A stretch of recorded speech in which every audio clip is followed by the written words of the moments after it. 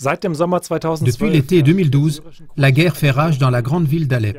La partie est de la ville, où se trouvent actuellement environ 225 000 personnes, est dominée par différents groupes terroristes du front Al-Nosra et ses alliés. Celui qui contrôle Alep contrôle les plus importantes voies de ravitaillement de la Syrie. Dans une interview du 12 octobre 2016 avec la radio suisse SRF, la journaliste indépendante allemande et experte du Proche-Orient Christine Hellberg s'est exprimée sur la situation à Alep-Est.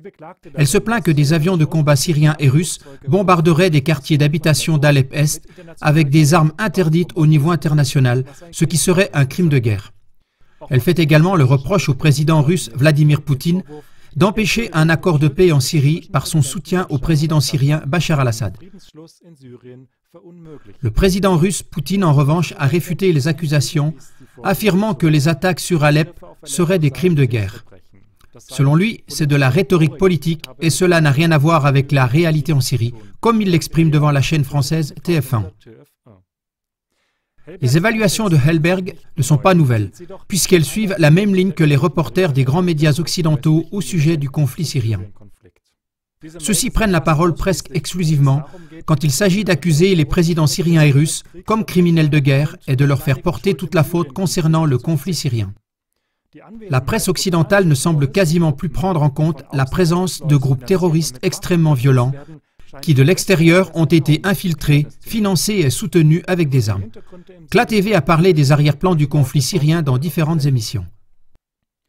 L'archevêque d'Alep, Josef Tobitsch, a maintenant pris la parole dans une conférence de presse le 5 octobre 2016 devant la Chambre des députés italiens.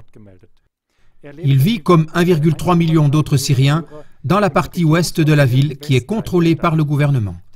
L'archevêque évalue la situation à Alep différemment que Christine Hellberg, ce qui ne devrait pas étonner.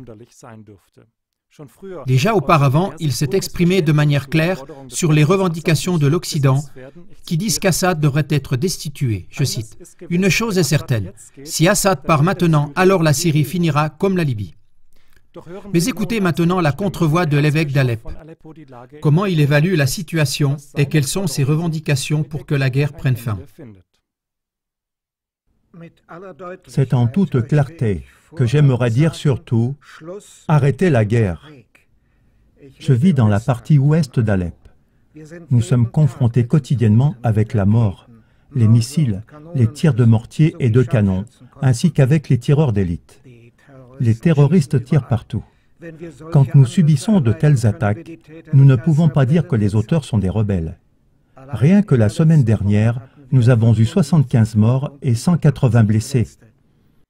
Hier, l'université a été touchée. Il y a eu beaucoup de victimes. Tous les jours, il y a des enterrements. Même quand nous restons à la maison, nous ne sommes pas en sûreté. Les maisons s'écroulent sur ta tête. Nos deux églises maronites, syro-chrétiennes, n'existent plus. De nombreuses mosquées, des hôpitaux, des habitations, des usines et des magasins sont en ruine. Souvent, à Alep-Ouest, nous n'avons pas d'électricité et ça dure comme ça depuis 5 ans. Sans électricité, tout s'arrête, on ne peut plus travailler. Depuis 5 ans, la centrale électrique est entre les mains des terroristes. Souvent, il n'y a pas d'eau courante. C'est pourquoi il est devenu normal de faire la queue devant les puits pour remplir ces bidons. On fait la queue sous les tirs de missiles.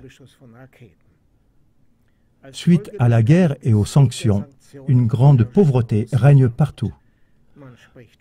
On parle beaucoup des zones assiégées. La partie ouest a souvent été assiégée. L'unique rue a été occupée par des groupes terroristes armés et rien ne pouvait passer. Absolument rien. Les médias ne parlent que des souffrances de nos frères dans la partie est, mais pas de nos souffrances. Ils montrent un pauvre enfant qui est tiré des ruines, mais pas les nombreux autres enfants dans la partie ouest qui sont tués ou mutilés. Je souligne, il ne s'agit pas d'une guerre religieuse. La religion est instrumentalisée. Voici nos revendications pour que la guerre cesse. Premièrement, arrêter la vente d'armes aux terroristes. Deuxièmement, stopper définitivement le flux de terroristes qui passent la frontière turque. Troisièmement, arrêter de payer des salaires aux terroristes. Quatrièmement, lever les sanctions économiques immorales.